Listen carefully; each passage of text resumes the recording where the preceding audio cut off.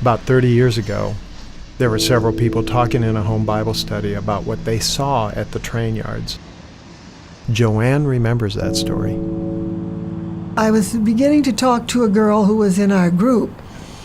And this lady and her husband had a flooring business not far from the port property where the trains came in.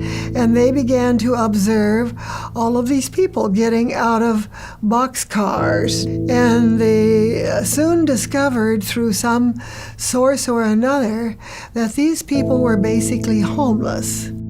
The image of these women and children jumping out of the trains haunted Joanne and her friends.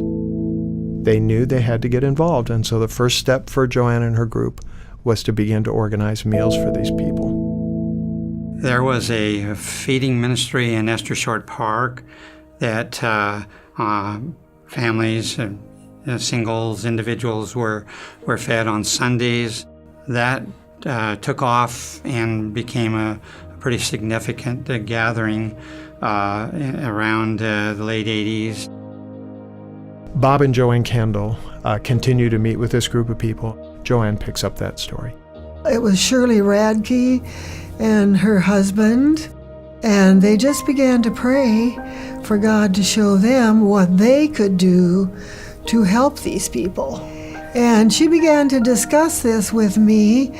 Ironically, about 4 years prior to that, I had been invited by a lady whose name was Mary Granger, and she invited me to be on a board because she was getting calls from mostly women, sometimes men, who said, "We don't have the basics," and wondered if you would know where we could go. And out of that was born the first stages of the Open House Ministry. What would happen next was planted in prayer, and then things began to move. The mission was based completely on what Jesus taught us about helping others, and specifically in this case, finding housing. God birthed a mission and a vision inside of Joanne's heart. I think the motive always is a person who cares about what's happening to others who haven't been as fortunate.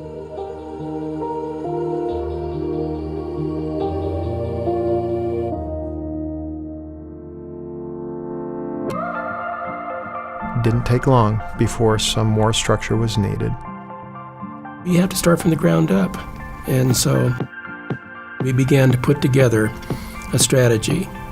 And the strategy was, we will help you a week at a time for as long as it takes. But you'll have to take the steps. You'll have to take responsibility for your problems. And if you'll take the steps, then we'll continue to help you.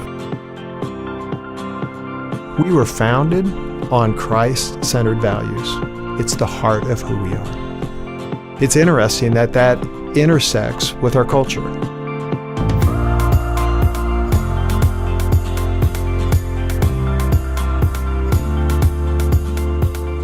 Open House's real challenge in the years ahead to be faithful to a holy God in a society that is in rebellion against Him. And even if the world threatens to take it away, I believe that Open House is going to have to hold its ground and take a stand.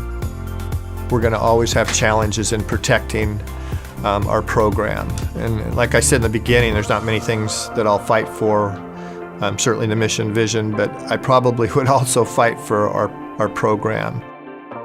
I just want to thank the Lord and thank Open House for letting me be a part of this part of history. It's a true privilege, and I do think it's a part of heaven.